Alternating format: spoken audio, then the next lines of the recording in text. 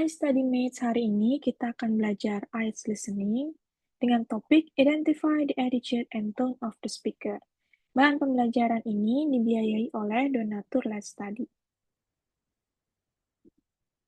Nah, sebelum kita mulai materinya, yuk kita kenalan dulu.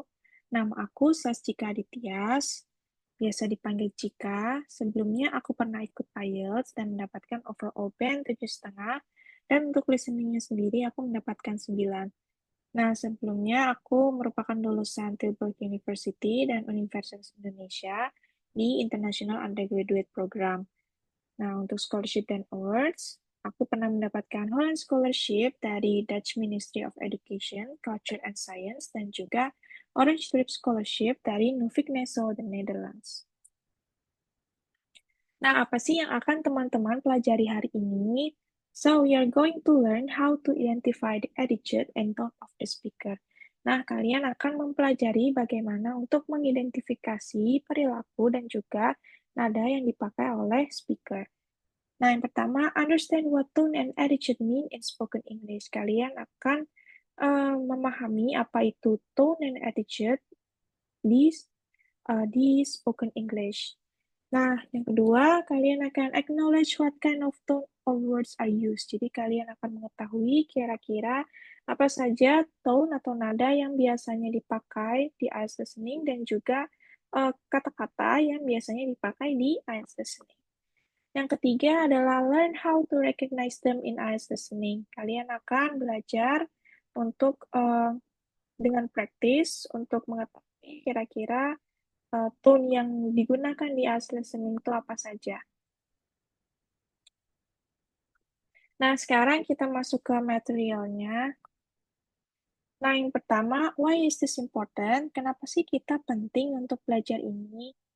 Nah, the speakers are often trying to make an opinion or make a decision. Jadi, speakers yang ada di audio IELTS biasanya akan membuat suatu opini ataupun membuat suatu keputusan. Nah, tone and attitude can give you important clues about speakers' feelings, opinions, or intentions. Jadi, tone and attitude, nada dan perilaku ini can give you important clues, akan memberikan kalian clues yang penting tentang what is the speaker's feeling, apakah yang dirasakan oleh speakers. Nah, terus ada juga the speaker's opinion, apa sih opini dari speaker tersebut, ataukah intention.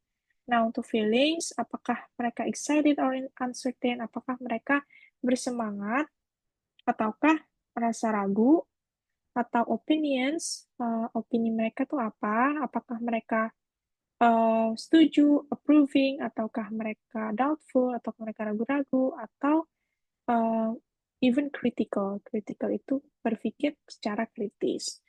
Nah, selanjutnya intentions. Are they trying to encourage? Apakah mereka berusaha untuk mendorong sesuatu? Ataukah mereka berusaha untuk warn? Atau mereka berusaha untuk memperingati kita? Atau suggest something? Atau memberi kita saran?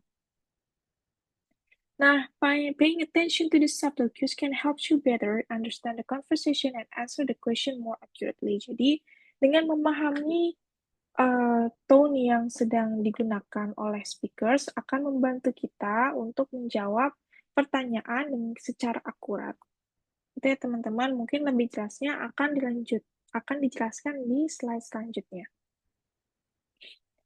Nah, what is tone and attitude? Apa itu tone dan perilaku atau attitude? Nah, di sini ada yang pertama, what is tone? Tone is emotion or feeling in the speaker's voice. Nah, tone itu adalah emosi atau perasaan yang kalian akan dengar di speaker's voice, yang akan kalian dengar di suara speakersnya. Nah, clues-nya apa aja sih? Clues-nya ada speed, ada pitch, ada volume. Nah, speed itu kecepatan berbicara, pitch itu lebih ke tinggi atau rendahnya suara, volume itu lebih ke besar atau kecilnya suara. Nah, di sini contohnya ada excited. Kalau excited kan biasanya mereka akan fast, berbicara secara cepat, atau rising pitch. Nada bicaranya dengan tinggi. Contohnya di sini ada that's amazing. Jadi nadanya tinggi dan juga berbicaranya secara cepat. Nah, di sini ada lagi angry. Angry itu marah. Marah kan biasanya suaranya besar dan juga tajam. Di sini contoh kata-katanya yaitu that's not acceptable. Itu ya, teman-teman.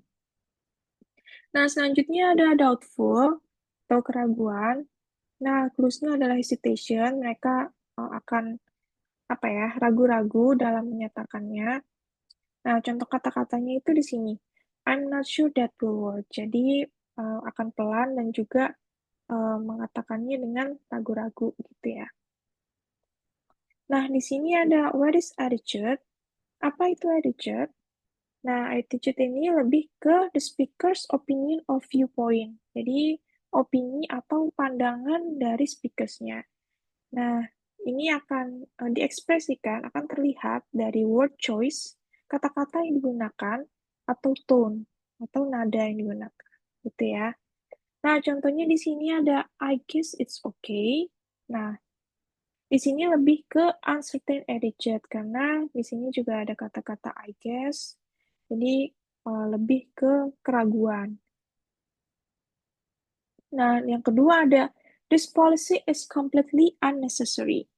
Jadi di sini adalah negative attitude karena artinya uh, speakers ini merasa kalau polisinya tidak penting dan dia seakan-akan menunjukkan opini dia kalau dia itu tidak setuju dengan peraturan atau polisi yang dibuat gitu ya teman-teman. Nah, terus ada so it's not just about what it said, but also how it said.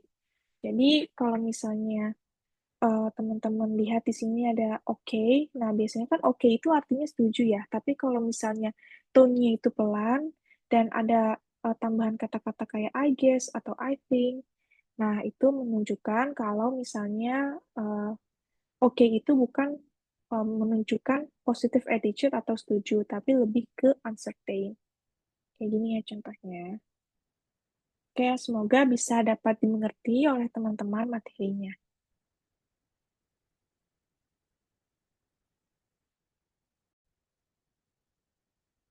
Nah, selanjutnya kita akan coba praktis atau latihan. Nah, di sini kalian akan coba mendengarkan audionya dan try to identify the attitude through the speaker's tone on and word choice. Jadi kalian akan coba mengidentifikasi perilaku atau attitude through the speaker's tone and word choice melalui tone yang digunakan oleh speakers dan juga pilihan katanya. Nah, di sini ada pertanyaannya, what aspect of the research did the student find surprising? Nah, kalian bisa pilih di antara A, B, or C. Aspek apa dari riset tersebut yang mengejutkan murid? Nah, yuk coba kita dengar audionya dan kalian coba jawab pertanyaannya. Recording 24. So, what did you think about the research? I thought it was well thought out, although it did take 3 years to produce any results. Yes, but that's to be expected given the age of the participants. I mean, they had to chart their progress over several years. I suppose so. But didn't you think the results were astonishing? I know I did. Yeah, me too. It's amazing to think that watching TV can have such a clearly demonstrated effect on children's obesity problems. It's quite alarming, really. I agree. People were generally unimpressed by the findings, though, which is typical when there's a suggestion that we change our behavior.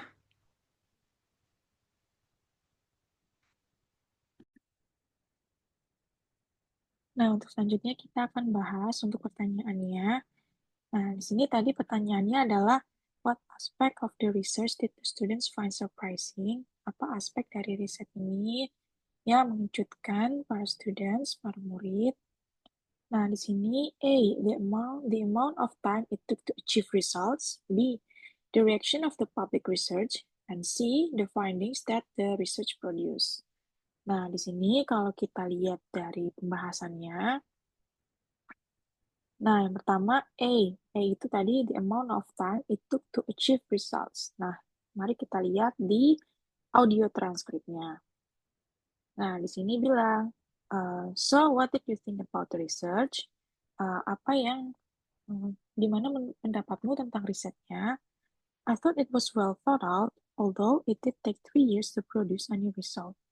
Nah, menurut aku ini sangat riset ini sangat terpikirkan dengan baik atau sangat tersiapkan dengan baik ya. Although it did take 3 years to produce any results, walaupun ini membutuhkan waktu 3 tahun untuk membuahkan hasil.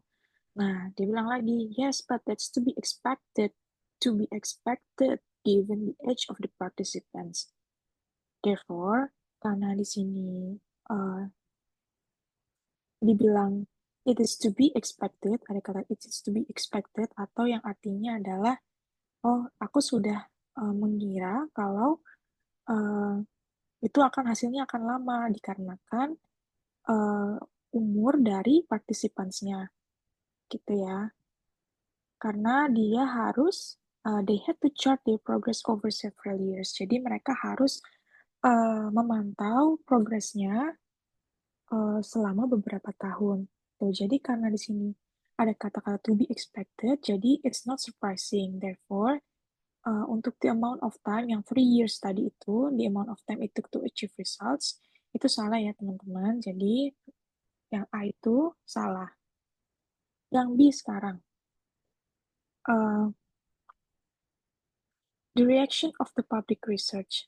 Mungkin yang B akan kita simpan dulu dan kita akan coba lanjut di audio transkripnya. Nah, di sini B bilang, I suppose so. Nah, terus A bilang lagi, but didn't you think the results were astonishing? I know I did. Nah, B bilang, yeah, me too. It's amazing to think that watching TV can have such a clearly demonstrated effect on children's obesity problems. It's quite alarming, really. Nah, di sini berarti kita bisa lihat yang C, the finding that the research produced. Nah, ini ya findingnya.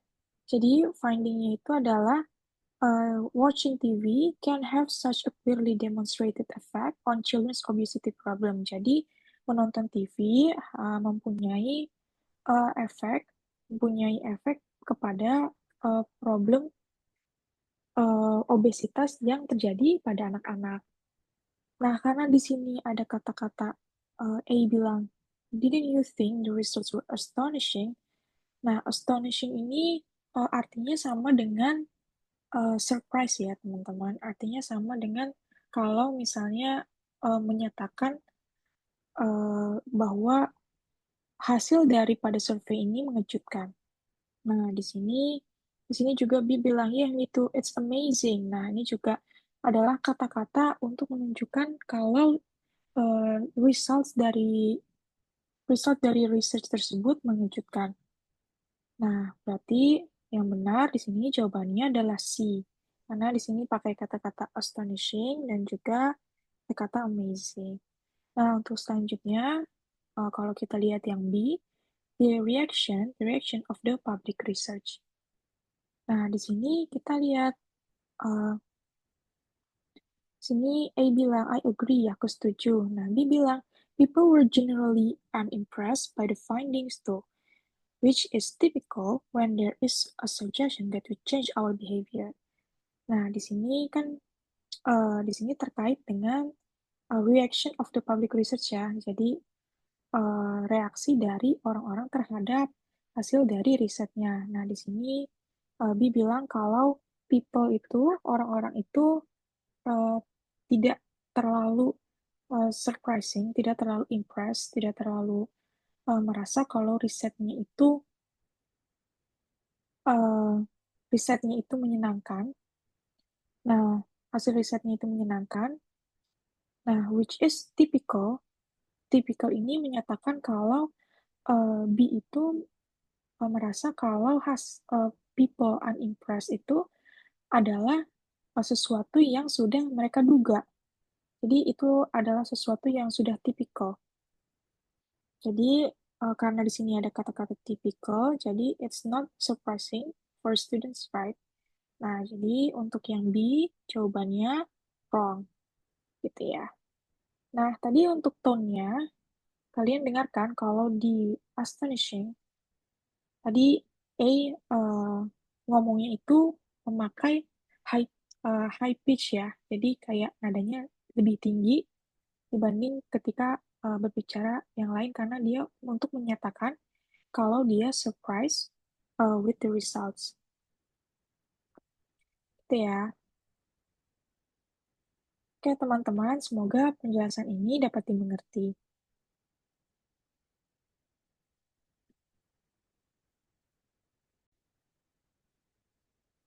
Nah, untuk selanjutnya kalian akan mendengar contoh IELTS listening di section 3. Recording 53. Nah, sebelum kalian mendengar audionya, kalian bisa lihat dulu pertanyaannya di sini dari nomor 21 sampai dengan nomor 25. Nah, di sini judulnya adalah food waste atau pembuangan limbah makanan. Nah, di sini agak cukup sulit dibandingkan dengan yang section 1 atau section 2 karena di sini pertama percakapannya cukup panjang dan yang kedua di sini kalian harus membaca kalimatnya yang cukup panjang ini dan kalian harus bisa membaca ini sambil fokus mendengarkan. Nah, saran aku ketika kalian dikasih waktu 30 detik untuk review questions-nya, kalian benar-benar menggunakan waktu itu se-efficient mungkin untuk membaca pertanyaan dari nomor 21 sampai dengan nomor 25. Nah, saran aku lagi, kalian bisa underline keywords yang ada di sini supaya kalian saat mendengarkan itu bisa lebih fokus. Nah, contohnya keywords yang bisa kalian garis bawahi di sini itu contohnya study in Britain, objeknya ya.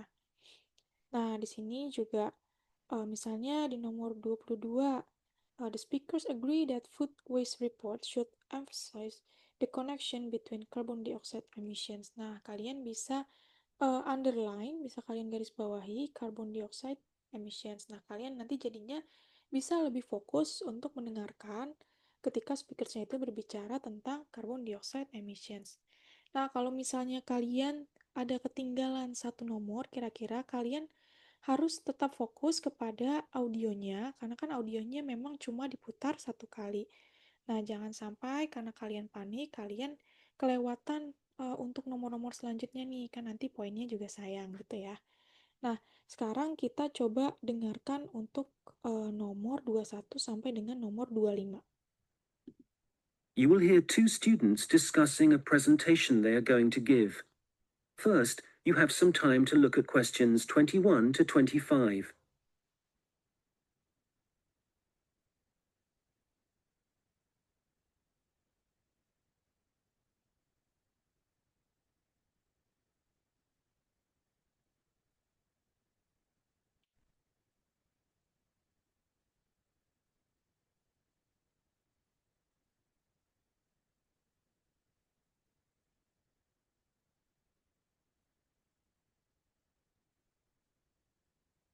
Hi, Robert. Hi. Sorry I'm late. I was just printing off some pages about food waste in Britain. Do you want to include Britain in the presentation? I thought we were concentrating on the USA. Well, it is a global problem, so I thought we ought to provide some statistics that show that. Fair enough. What did you find out? Well, I was looking at a British study from 2013. It basically concluded that 12 billion pounds worth of food and drink was thrown away each year, all of it ending up in landfill sites. Over 8 million tons. And that wasn't including packaging. An incredible amount.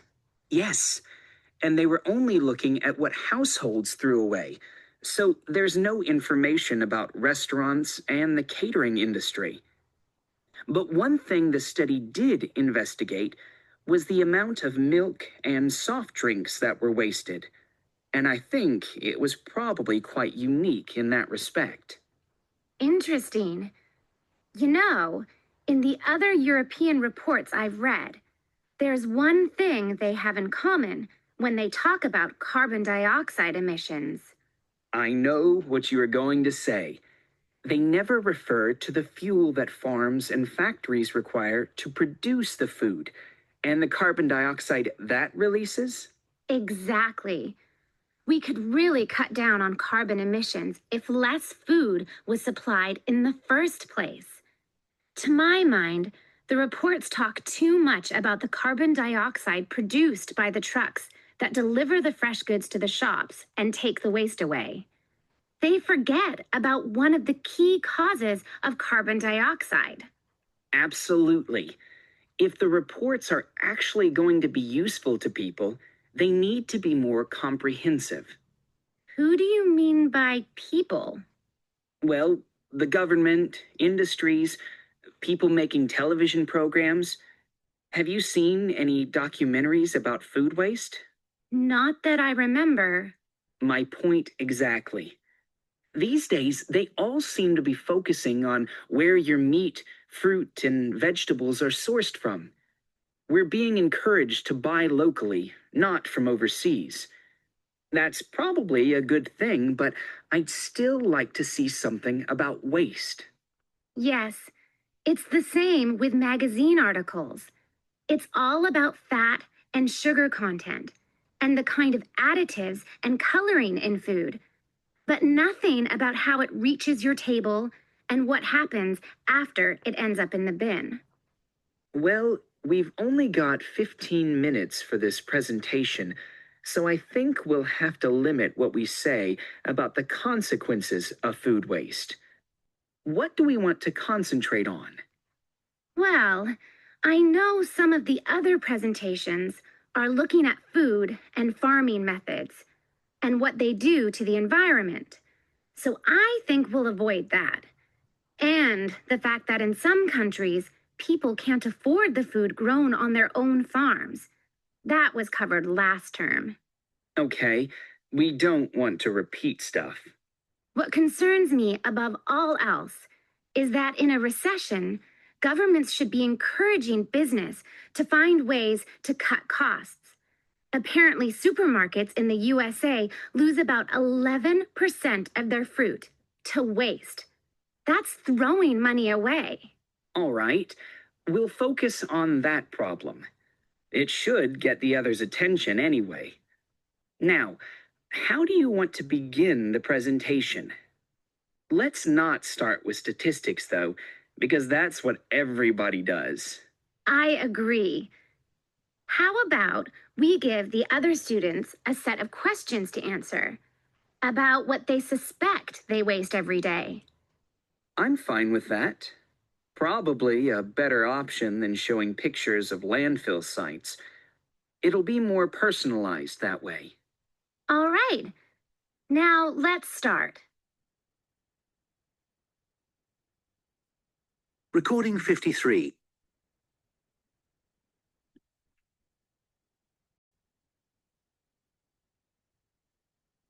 Nah, di sini kita akan membahas untuk nomor 21 sampai dengan nomor 25. Nah, di sini tadi kalian sudah mendengar ya kalau misalnya ada two students yang sedang membahas tentang limbah makanan untuk presentasi mereka. Nah, untuk nomor 21 kita lihat pertanyaannya. What point does Robert make about the 2013 study in Britain? Jadi poin apa yang Robert ingin sampaikan tentang studi tahun 2013 di Britain? Nah, di sini yang A bilang, it is focused more on packaging than wasted food. Jadi, ini lebih membahas tentang packaging daripada makanan yang terbuang. Nah, di sini Robert bilang, well, I was looking at the British study from 2013. It basically concluded that 12 billion pounds worth of food and drink was thrown away each year. Jadi ada 12 miliar makanan dan minuman yang terbuang setiap tahunnya. All of it ended up in landfill sites, over 8 million tons. And that wasn't including packaging. Jadi, di dalam 12 miliar makanan dan minuman yang terbuang dan juga yang ada di landfill yang over 8 million tons ini tidak termasuk packaging. Jadi untuk yang A itu salah ya, karena dia bilang it is focus more on packaging, sedangkan di sini Robert bilang that wasn't including packaging. Oke. Nah, untuk yang B, dia bilang it proved that household produce more waste than restaurants. Nah, di sini Robert bilang lagi, yes, and they were only looking at what household items threw away, so there's no information about restaurants and the catering industry. Jadi di sini Robert bilang kalau misalnya they were only looking at what household items threw away, jadi hanya fokus ke household, and tidak ada informasi tentang restoran dan juga catering industry. Sedangkan di sini dia bilang kalau misalnya household memproduksi lebih banyak daripada restoran, dan Robert bilang kalau misalnya tidak ada informasi tentang restoran. Maka dari itu, untuk yang B, jawabannya salah juga ya. Nah, untuk yang C, it included liquid waste as well as solid waste. Nah, kalau kita lihat lagi di sini, but one thing the study did investigate was the amount of milk and soft drinks that were wasted, and I think it was probably quite unique in that respect. Nah, di sini dia bilang bahwa studi tersebut juga menginvestigasi tentang the amount of milk and soft drinks, di mana the amount of milk and soft drinks itu merupakan liquid waste. Nah, jadi untuk C itu benar ya, karena di sini ada milk and soft drinks, dan Robert juga menekankan kalau it was probably quite unique. Jadi poin yang dibilang Robert adalah uh, include dia include liquid waste as well as solid waste, yaitu liquid waste-nya itu apa? Yaitu milk and soft drinks. Gitu ya teman-teman. Nah, untuk number 22, dia bilang, the speakers agree that food waste report should emphasize the connection between carbon dioxide emissions and blah, blah, blah, blah, blah. Nah, di sini ada A, food production. Nah, kalau kita lihat di sini, di yang Robert bilang, I know what you are going to say. Oh, kita lihat dulu, Anna di sini bilang, in the other European reports I've read, there's one thing they have in common when they talk about carbon dioxide emissions. Jadi, di sini Ana sudah mulai ngomongin tentang carbon dioxide emissions. Nah, kalau kalian tadi membaca pertanyaannya terlebih dahulu sebelum audionya mulai, dan kalian sudah underline carbon dioxide emissions, jadinya kan kalian lebih bisa fokus mendengarkan listeningnya di bagian carbon dioxide emissions, gitu ya, cara untuk underline-nya. Nah, ini Robert bilang, I know what you are going to say. They never revert to the fuel that farms and factories require to produce food and the carbon dioxide that releases. And Anna bilang, exactly. We could really cut down on carbon emission if less food was supplied in the first place. Jadi di sini Anna bilang kalau misalnya, Robert bilang kalau misalnya European reports itu tidak pernah membahas tentang bahan bakar untuk yang digunakan oleh farms and factories untuk peternakan dan juga pabrik yang digunakan untuk memproduksi makanan. Nah, makanya di sini jawaban yang benar adalah food production. Karena both speakers agree that most emission come from the production process. Jadi, um, emisi paling banyak itu sebenarnya datang dari production process. Tapi emang European reports itu apa namanya tidak terlalu membahas tentang fuel tersebut. Oke. Nah, di sini yang B, transport of food to landfill sites.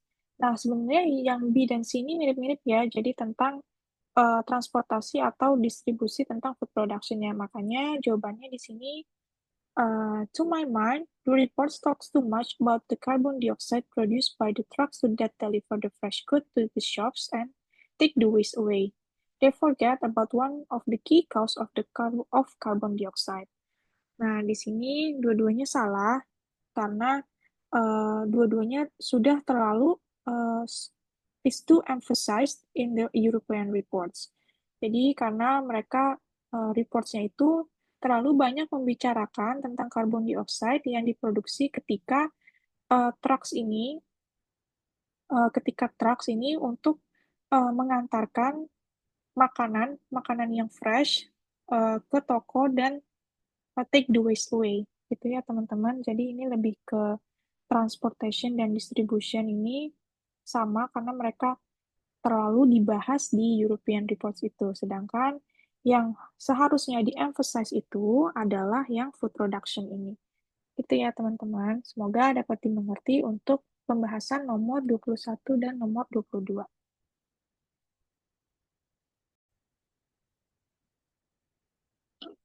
Nah, selanjutnya kita akan membahas nomor 23. Pertanyaannya, television program now tend to focus on, jadi program televisi lebih fokus kepada titik-titik. Nah, di sini Ana bertanya, who do you mean by people? Well, the government, industries, people making television programs.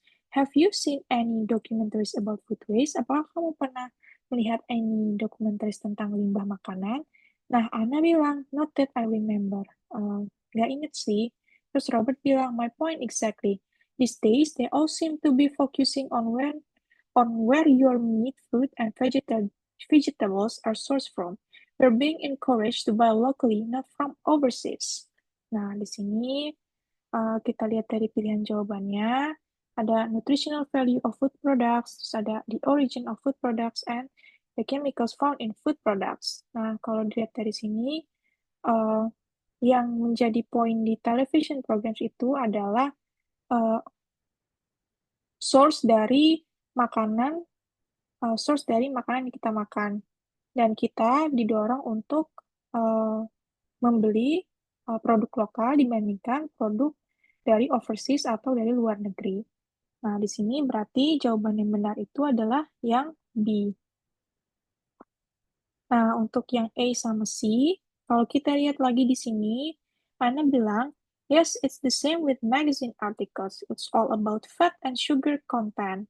Nah, di sini fat and sugar content, kalau kalian lihat di sini, yaitu berhubungan dengan nutritional value ya, teman-teman. Jadi, nutritional value itu terkait dengan magazine, bukan TV programs. It's the same with the kind of additives and coloring in food. Nah, kind of additives and coloring in food ini termasuk di sini ya, yang si chemicals found in food products. Jadi, ini termasuk juga di magazine. So, it's not related to TV programs. Therefore, A and C is false. Nomor 24, for Anna, the most significant point about waste is, yang paling signifikan dari limbah makanan itu apa? Nah, di sini kalau kita lihat dari percakapannya, Robert bilang, what do we want to concentrate on? Nah, Anna bilang, well, I know some of the other presentation are looking at food and farming methods and what they do to the environment. Nah, berarti di sini terkait dengan environmental impact ya, teman-teman. Karena di sini Ana bilang kalau misalnya other presentations, presentasi yang lain sudah explore tentang food and farming methods dan dampaknya ke environment. Jadi mereka tidak merasa itu signifikan. Therefore, jawaban yang B itu salah ya, teman-teman. Nah, untuk yang selanjutnya, and the fact that in some countries, people can afford the food grown in their own farms. Nah, ini terkait dengan yang E ya, teman-teman, karena di sini Ana tidak fokus terhadap moral aspek tentang hunger issues, yaitu tentang isu kelaparan. Karena di sini dia bilang people can afford orang-orang in some countries, di beberapa negara, orang-orang tidak bisa membeli makanan bahkan membeli makanan yang tumbuh di farms mereka. Maka dari itu, jawaban yang A salah, karena itu juga sudah di-cover di Luster. Nah, selanjutnya di economic effect. Nah, di sini kita lihat lagi. What concerns me above all else Nah, di sini sudah ada kata-kata what concerns me above all else, berarti inilah yang akan Anna think it is the significant point. Ya, government should be encouraging business to find ways to cut costs. Apparently, supermarket in the USA lose about 11% of the food to waste, and that's throwing money away. Nah, di sini ya seperti di pembahasannya, Ana bilang kalau misalnya above all else berarti di antara semuanya itu maksud di antara moral aspect sama environmental aspect. Waste itu adalah membuang-buang uang, jadi limbah itu membuang-buang uang dan governments dan pemerintah harus membantu businesses untuk untuk untuk memotong pengeluarannya. Nah, berarti yang poin yang paling signifikan karena ada kata-kata above all else ini, nah, yang poin paling signifikan itu adalah di economic effect. Gitu ya, teman-teman.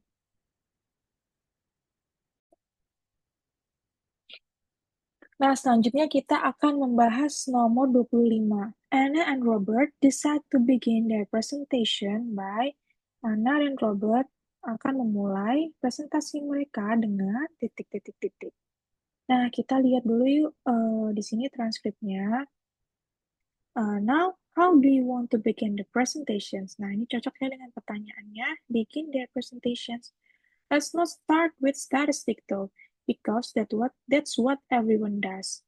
Nah, di sini dia bilang jangan mulai dengan statistik karena semua orang sudah melakukannya.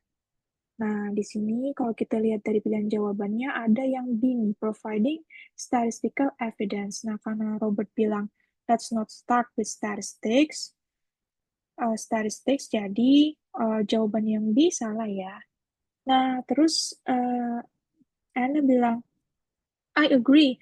How about we give the other students a set of questions to answer about what they suspect they waste every day. Nah, Robert bilang, I'm fine with that. Probably a better option than showing pictures of landfill site. It will be more personalized that way.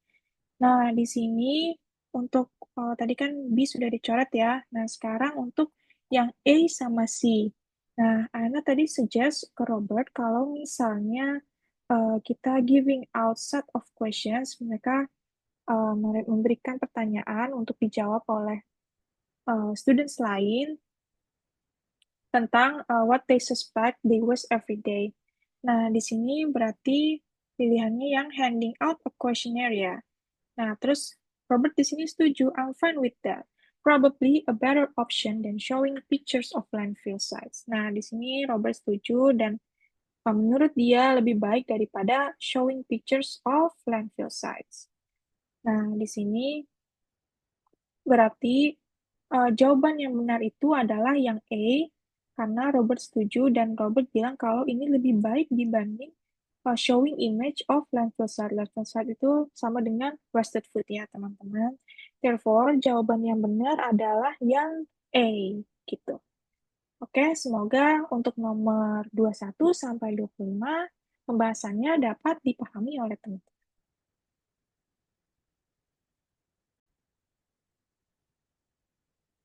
Nah, sekarang, what tone or attitude did they use in previous practice? Jadi, tone and attitude apa yang mereka pakai di practice sebelumnya?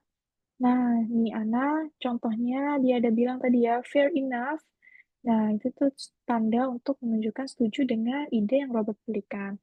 Nah, terus ada an incredible amount. Nah, itu menunjukkan rasa kagum atau surprise dan penekanan terhadap data. Nah, selanjutnya ada interesting. Nah, itu juga kata-kata yang menunjukkan respon positif terhadap fakta unik yang ada di studi. Nah, terus ada exactly. Nah, itu juga menunjukkan attitude Ana kalau misalnya dia setuju dengan poin yang diberikan oleh Robert. Nah, untuk tone-nya, biasanya kan kalau misalnya setuju, dia memakai nada yang tinggi ya, kayak exactly. Terus ini juga interesting, gitu ya teman-teman. Nah, from Robert juga sama nih, dia tadi juga ada setuju dengan poin yang Anda berikan, Contohnya absolutely, dia setuju dengan poin yang Anda berikan. Ada definitely. Nah, ini dia juga setuju, menunjukkan kalau dia approving something. Terus ada a great idea. Nah, itu juga menunjukkan apa ya, positif, menunjukkan attitude yang positif dan mendukung.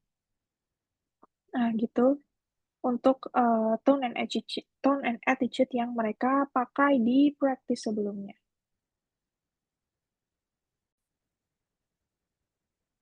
Nah, selanjutnya kita akan mendengarkan the rest of the conversation. Nah, untuk yang section ini, kalian ditanya, what advantage do the speakers identify for each of the following projects? Nah, kira-kira apa advantage yang akan diberikan dari project-project ini? Nah, project-projectnya ini ya, yang nomor 26-30, dan kalian diharuskan untuk mencocokkannya dengan list of advantage yang ada di sini. Nah, gitu ya teman-teman. Nanti kalian tinggal tulis hurufnya saja ya. Nah, oke, mari kita dengarkan untuk the rest of the conversation. Now listen and answer questions 26 to 30. Okay, shall we now have a look at the projects that different researchers and organizations are working on? For me, the project I really liked was the one at Tufts University. You know, where they've invented tiny edible patches to stick on fresh foods that show you what level of bacteria is present, and so whether you can still eat it. It's a great idea, as it tells you if you need to hurry up and eat the food before it goes off. The other good thing about the patches is that apparently they'll be cheap to manufacture. Good. Then the other thing I thought was great was the Massachusetts Institute of Technology project. I hadn't seen that. Well, they've developed these sensors that can detect tiny amounts of ethylene. Ethylene is the natural plant hormone in fruit that makes them turn ripe, apparently. The researchers think that they can attach the sensors to cardboard boxes, and then supermarkets can scan the sensors with a portable device to see how ripe the fruit inside is. That's got to be a quicker way to check for ripeness than taking each box off the shelf and opening it. Definitely. And I thought that Lean Path was worth mentioning too. Their waste tracking technology means that caterers can see how much food is being wasted and why. That'll increase profits for them eventually. Yes. And did you read about 0%? They've produced this smartphone application that allows restaurants to send donation alerts to food charities. The charities can then pick up the unwanted food and distribute it to people in need. In the long run, that'll definitely benefit poorer families in the neighborhood. No kid should go to school hungry. I agree.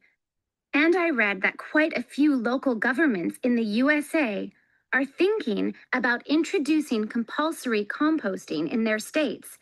So you can't put any food waste into your rubbish bins, just the compost bin. Well, I guess that means a bit more work for people.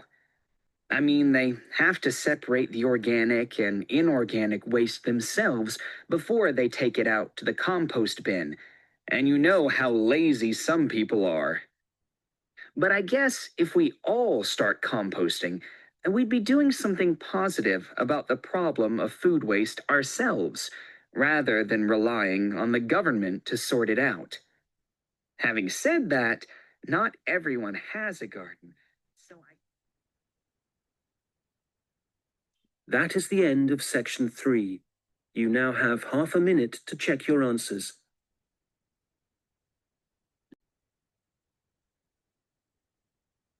Nah, untuk selanjutnya kita akan membahas nomor 26 sampai dengan nomor 30. Nah, tadi nomor 26 ada edible patch.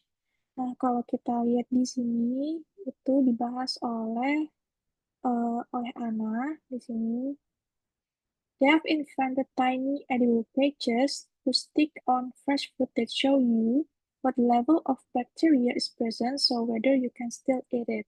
So, edible patches itu adalah sesuatu yang ditempel di fresh food untuk mengetahui level of bacteria yang ada di food tersebut. Nah, jadi untuk mengetahui ketika kita sudah mengetahui level of bakterianya, kita kan jadi tahu apakah kita masih bisa memakan food tersebut atau enggak.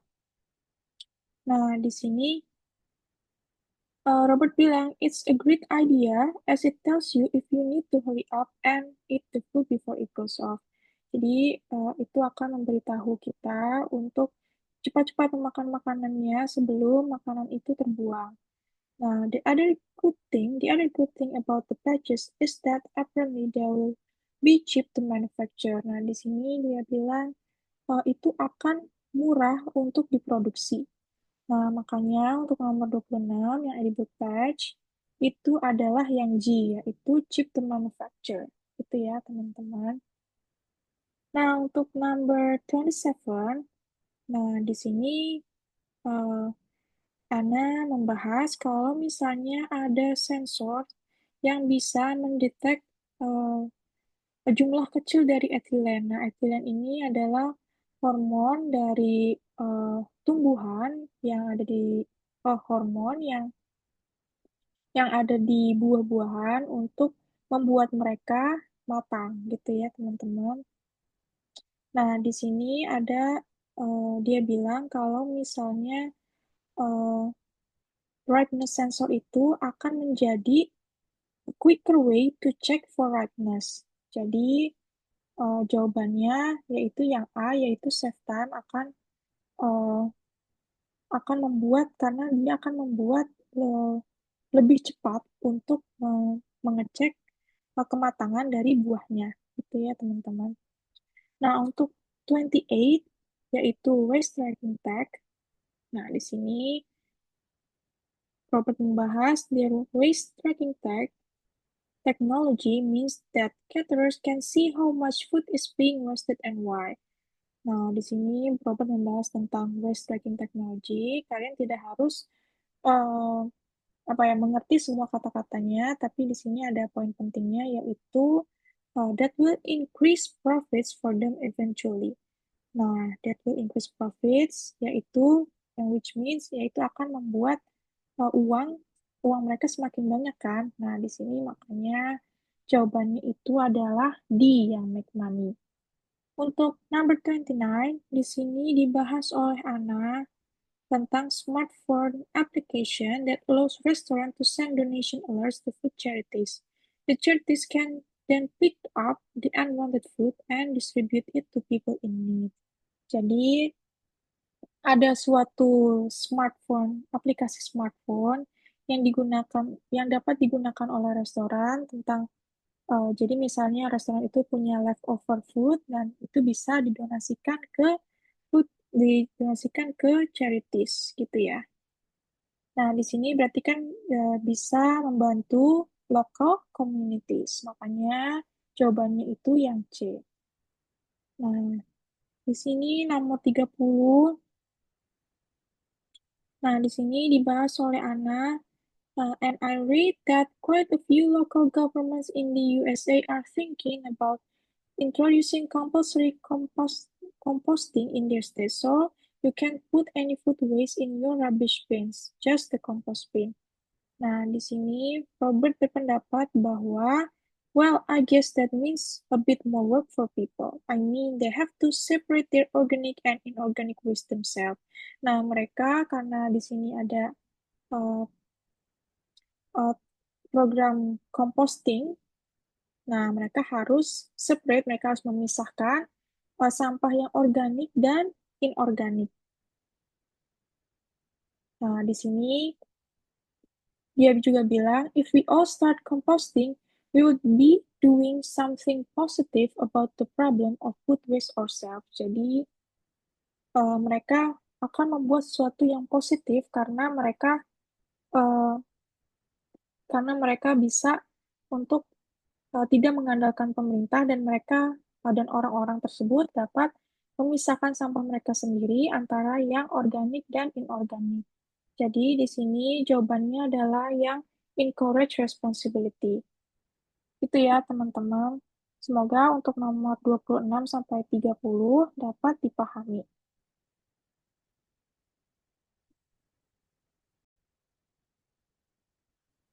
Nah, sebelum kita mengakhiri videonya, ada beberapa hal yang harus kalian ingat. Yang pertama, you are not just listening for what is said, but how it's said. Nah, kalian jangan fokus terhadap kata-katanya saja atau words-nya saja, tetapi kalian juga harus fokus terhadap bagaimana cara speaker tersebut menyampaikannya. Nah, tadi kan kita sudah ada bahas untuk tone-nya, contohnya apakah speaker tersebut excited. Nah, kalau excited kan biasanya pitch atau nadanya itu tinggi. Nah, ataukah dia uh, doubtful. Nah, biasanya kan mereka akan mengatakannya dengan ragu-ragu. Gitu ya, teman-teman. Nah, untuk yang kedua, listening sections 1 and 3 involve decision making or agreement, so pay attention to the tone to know the speaker's attitude. Jadi, khususnya di listening section yang nomor 1 dan nomor 3, seperti yang tadi kita sudah praktis, biasanya itu kan ada involve decisions making dan juga agreement atau misalnya speakers A menyampaikan opini dan nanti speakers B akan menyatakan dia agree atau tidak dengan opini dari speakers A tersebut. Nah, kalian harus memperhatikan tone dari speakers tersebut untuk mengetahui attitude yang speaker tersebut tunjukkan. Nah, misalnya apakah speakers tersebut setuju dengan opini yang diberikan oleh speakers A, ataukah tidak setuju, ataukah speaker tersebut menyatakan keraguan. Gitu ya, teman-teman. Nah, terima kasih sudah menonton videonya sampai akhir. Semoga video ini bermanfaat untuk kalian yang sedang mempersiapkan tes IELTS, khususnya di IELTS Listening. Sekali lagi, terima kasih sudah menonton videonya.